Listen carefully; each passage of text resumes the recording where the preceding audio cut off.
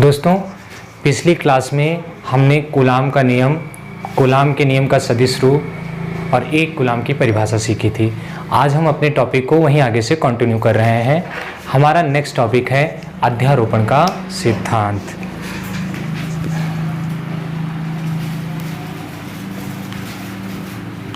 अध्यारोपण का सिद्धांत।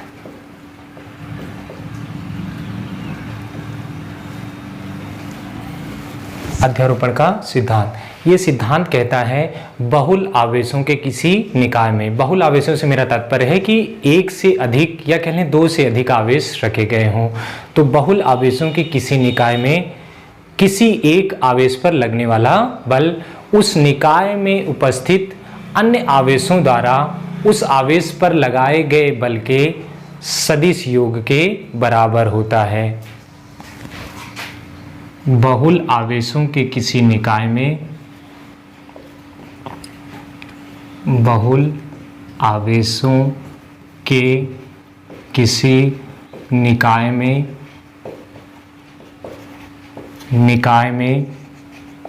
किसी एक आवेश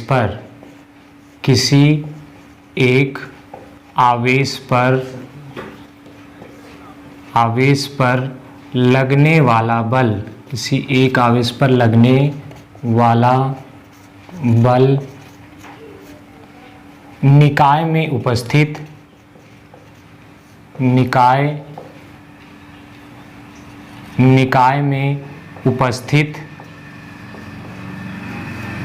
अन्य आवेशों द्वारा, निकाय में उपस्थित अन्य आवेशों द्वारा उस आवेश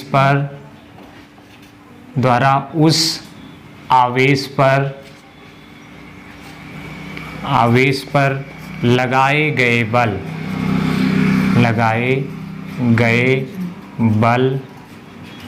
के सदिश योग, लगाए गए बल के सदिश योग के बराबर होता है।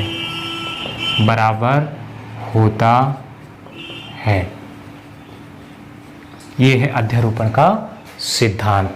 देखिए ये कहना क्या चाहते हैं, यदि कहीं कोई ऐसी जगह है जहाँ पर ढेर सारे आवेश रखे गए हैं, ये मान लेते हैं पहला आवेश है जिसको मैं Q1 बोल रहा हूँ, इससे कुछ दूरी पर दूसरा आवेश है जिसको मैं Q2 बोल रहा हूँ, इससे कुछ दूरी पर कोई आवेश है जिसको मैं Q3 बोल रहा हूँ, इससे कुछ दूरी पर कोई दूसरा आवेश है जिसको मैं Q4 बोल रहा हूँ, और ऐसे करते करते ढेर सारे आवेश होंगे। मैं बोल रहा हूँ कि एक ऐसा आवेश है जो कि यनवा है, और ये कौन सा आवेश होगा? यनवा। तो इनके कहने का तात्पर्य है कि इस Q1 आवेश पर ये Q2 भी बल लगाएगा, Q3 भी बल लगाएगा, Q4 भी बल लगाएगा और Qn भी बल लगाएगा। तो इस आवेश पर लगने वाला जो कुल बल होगा वो इन आवेशों द्वारा लगाए गए अलग अलग बलों के सदिश योग के बराबर होगा। अर्थात F बराबर जो लगने वाला कुल बल होगा वेक्टर F, वो बराबर होगा वेक्टर F1 पहले आवेश पर दूसरे आवेश द्वारा लगाया गया बल प्लस पहले आवेश पर तीसरे वाले आवेश द्वारा लगाया गया बल प्लस पहले आवेश पर चौथे आवेश द्वारा लगाया गया बल, और ऐसे करते करते पहले आवेश पर 90वें आवेश द्वारा लगाया गया बल। यही होता है अध्यारोपण का सिद्धांत। अध्यारोपण का सिद्धांत।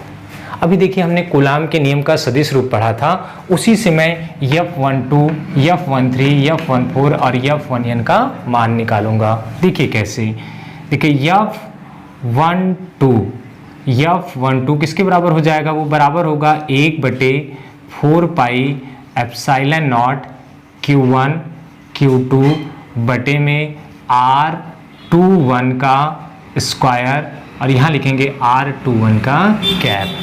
इसी प्रकार से लिखेंगे F13 ये बराबर होगा 1/4 pi epsilon not Q1 Q3 बटे में R31 का स्क्वायर, R31 का कैप। F14 बराबर होगा 1/4 pi epsilon not Q1 Q4 बटे में R41 का स्क्वायर और यहाँ होगा R41 का कैप। इसी को मैं आगे बढ़ाऊँ तो मैं लिख सकता हूँ F n आवेश द्वारा पहले पर लगने वाला बल F1n ये बराबर होगा 1/4 pi epsilon not Q1 Qn बटे में Rn1 का स्क्वायर और Rn1 का कैप। ये सारे मान में ले जाकर के यहाँ पुट कर दूं तो वेक्टर F बराबर आ जाएगा, वेक्टर F बराबर आ जाएगा 1/4 pi epsilon not Q1 Q2 बटे में R21 का स्क्वायर और R21 का cap plus 1/4 pi epsilon not Q1 Q3 बटे में R31 का स्क्वायर और R31 का cap plus 1/4 pi epsilon not Q1 Q4 बटे में R41 का स्क्वायर और R41 की कैप। इसी प्रकार से डॉट डॉट डॉट यहाँ लिखेंगे plus 1/4 pi epsilon not Q1 Qn बटे में Rn1 का स्क्वायर और Rn1 की कैप।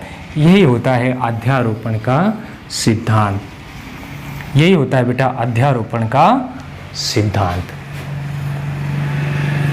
हमारा नेक्स्ट टॉपिक है, आप चाहें तो इसका एक स्क्रीनशॉट ले सकते हैं।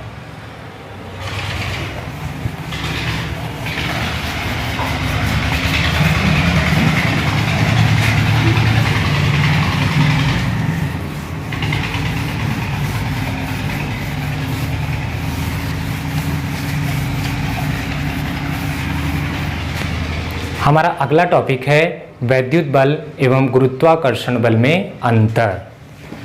वैद्युत बल एवं गुरुत्वाकर्षण बल में अंतर।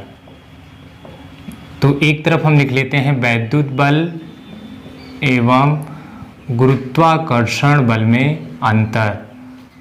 गुरुत्वाकर्षण बल में अंतर, गुरुत्वाकर्षण बल में अंतर। तो एक तरफ हम लिख लेते हैं भैया वैद्युत बल, एक तरफ लिख लेते हैं वैद्युत बल और दूसरी तरफ लिखते हैं गुरुत्वाकर्षण बल, दूसरी तरफ लिखते हैं गुरुत्वाकर्षण बल, गुरुत्वाकर्षण बल। देखिए वैद्युत बल का सूत्र अभी हम लोगों ने पढ़ा था कि F बराबर होता है 1/4 pi epsilon not Q1 Q2 बटे में R स्क्वायर। और जो गुरुत्वाकर्षण बल का सूत्र होता है वो होता है F बराबर Gm1 m2 बटे में R स्क्वायर। देखिए इनमें कुछ मूलभूत अंतर हैं। पहला अंतर क्या है, वैद्युत बल आकर्षण एवं प्रतिकर्षण दोनों होता है। वैद्युत बल आकर्षण एवं प्रतिकर्षण, आकर्षण एवं प्रतिकर्षण दोनों प्रकार का होता है, दोनों प्रकार का होता है।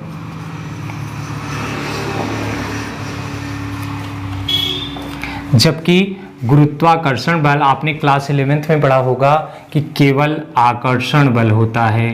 गुरुत्वाकर्षण बल केवल आकर्षण बल होता है।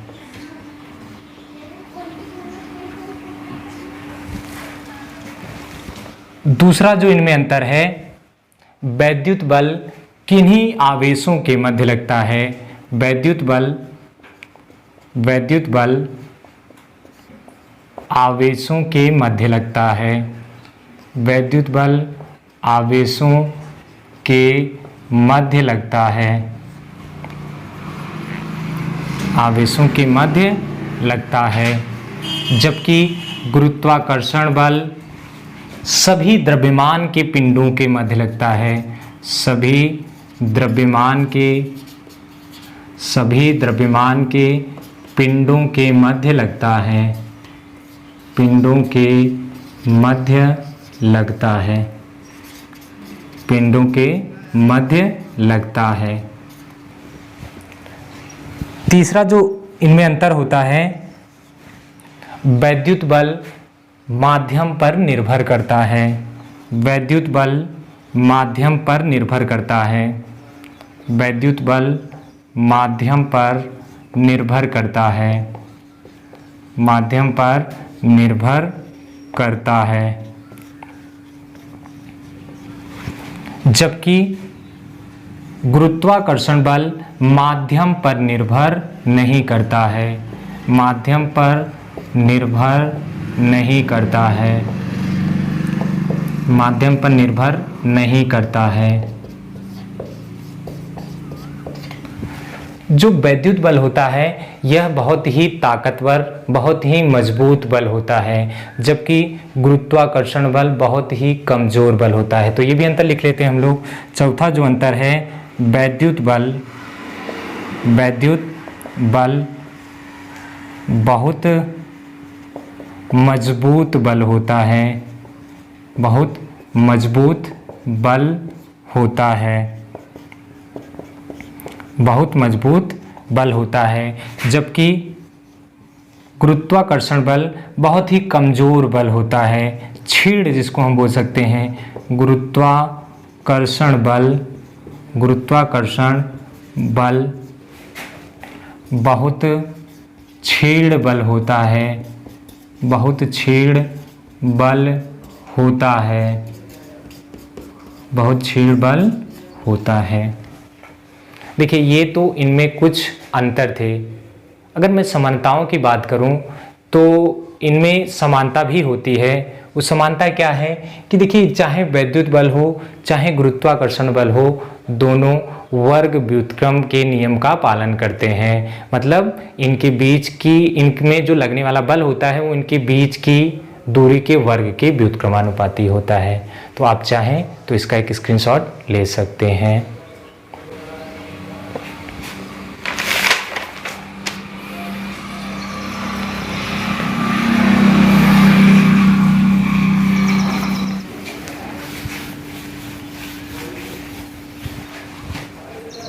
हमारा नेक्स्ट टॉपिक है विद्युत क्षेत्र, इलेक्ट्रिक फील्ड।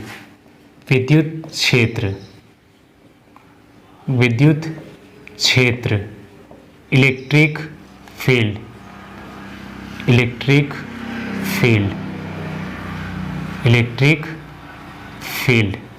देखिए, ये क्या होता है विद्युत क्षेत्र? किसी भी आवेश के चारों ओर स्थित वह क्षेत्र जिसमें किसी दूसरे आवेश अथवा किसी परीक्षण आवेश को ले जाने पर वह बल का अनुभव करता है, विद्युत, उस क्षेत्र को विद्युत क्षेत्र कहते हैं। एक बार परिभाषा लिख लेते हैं। किसी आवेश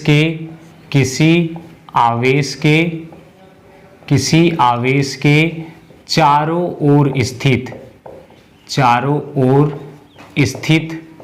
वह क्षेत्र, चारों ओर स्थित वह क्षेत्र जिसमें किसी अन्य आवेश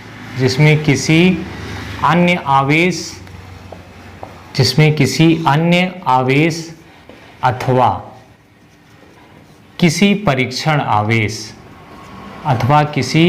परीक्षण आवेश को ले जाने पर, परीक्षण आवेश को ले जाने पर वह बल का अनुभव करता है, वह बल का अनुभव करता है, विद्युत क्षेत्र कहलाता है। विद्युत क्षेत्र कहलाता है। विद्युत क्षेत्र कहलाता है। अर्थात यदि मैं कोई प्लस क्यू आवेश ले लूं तो इसके चारों ओर स्थित वह क्षेत्र जिसमें किसी दूसरे आवेश अथवा परीक्षण आवेश को ले जाने पर वह बल का अनुभव करता है, इसी क्षेत्र को मैं विद्युत क्षेत्र कहता हूँ। इसी क्षेत्र को मैं विद्युत क्षेत्र कहता हूँ। देखिए यहाँ एक शब्द आया है परीक्षण आवेश। परीक्षण आवेश हमेशा धनावेश होता है और इसको हम लोग Q0 से प्रदर्शित करते हैं। इस बात को आप ध्यान रखिएगा। अब हमारा नेक्स्ट टॉपिक आती है विद्युत क्षेत्र की तीव्रता। विद्युत क्षेत्र की तीव्रता। विद्युत क्षेत्र की तीव्रता। विद्युत क्षेत्र की तीव्रता अंग्रेजी में इसको बोलते हैं electric field intensity. Electric field intensity. Electric field intensity. देखिए ये क्या होती है इलेक्ट्रिक फील्ड इंटेंसिटी। इसको हम लोग दिखाते हैं E से। यह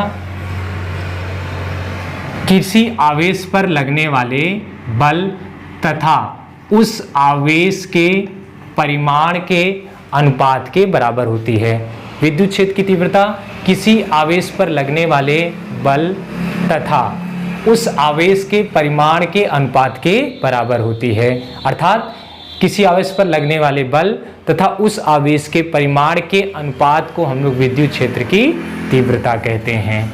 देखिए विद्युत क्षेत्र की तीव्रता का मात्रक क्या होता है? E का मात्रक। E का मात्रक। E का मात्रक कितना हो जाएगा? देखिए बल का मात्रक लिखेंगे और आवेश का मात्रक, तो किसका मात्रक आ जाएगा? E का मात्रक। बल का मात्रक होता है न्यूटन और आवेश का मात्रक होता है कूलाम। तो विद्युत क्षेत्र का मात्रक क्या हुआ? विद्युत क्षेत्र का मात्रक हुआ न्यूटन प्रति कूलाम। न्यूटन प्रति कूलाम। यदि मैं E की विमा लिखनी चाहूं, E की विमा लिखना चाहूं तो E की विमा कितनी हो जाएगी? इस बल की विमा और इस आवेश की विमा। देखिए बल की विमा कितनी होती है? आपने पढ़ा था क्लास 11th में यम यल टी की पावर -2। यम यल टी की पावर -2 बटे आवेश की विमा। आवेश की विमा होती है A इंटू टी।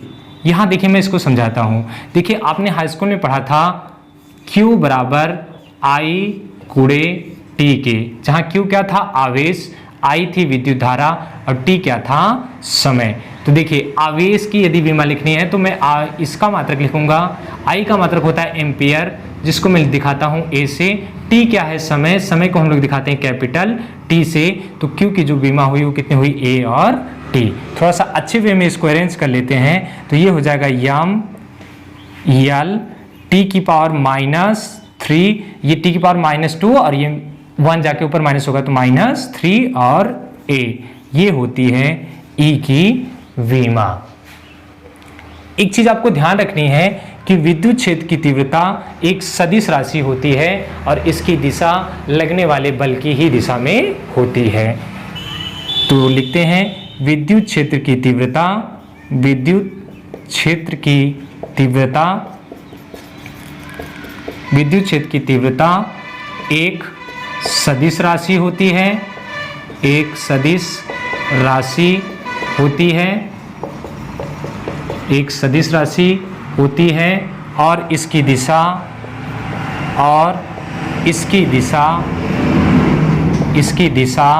लगने वाले बल की दिशा में होती है। लगने वाले बल की दिशा में होती है। इसकी दिशा लगने वाले बल की दिशा में होती है। तो आप चाहें तो इसका एक स्क्रीनशॉट ले सकते हैं।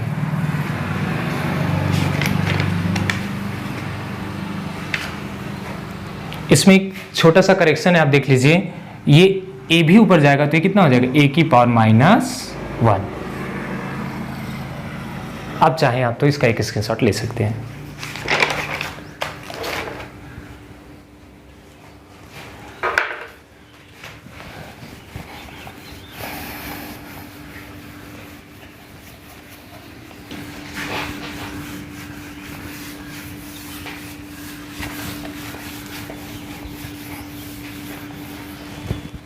हमारा नेक्स्ट टॉपिक है किसी बिंदु आवेश के कारण किसी बिंदु पर विद्युत क्षेत्र की तीव्रता।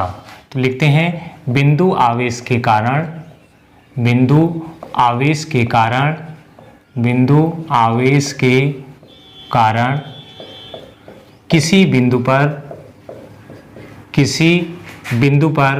विद्युत क्षेत्र की तीव्रता, किसी बिंदु पर विद्युत क्षेत्र की तीव्रता, किसी बिंदु पर विद्युत क्षेत्र की तीव्रता,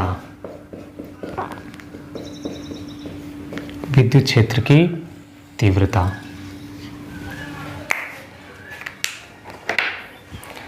देखिए, अब मैं निकालना चाहता हूं किसी बिंदु आवेश के कारण। मैंने मान लिया कि यहां पर कोई आवेश है प्लस का Q जो कि रखा गया है, और इसके कारण मैं किसी बिंदु P पर विद्युत क्षेत्र की तीव्रता, किसी बिंदु P पर विद्युत क्षेत्र की तीव्रता ज्ञात करना चाहता हूं, जो कि इस आवेश से स्मॉल r दूरी पर स्थित है, स्मॉल r दूरी पर स्थित है।